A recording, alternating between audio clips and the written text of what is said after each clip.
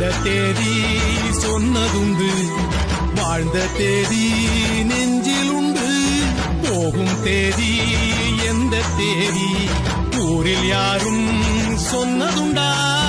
போகும் தேதி என்போல் கண்டாருண்டா?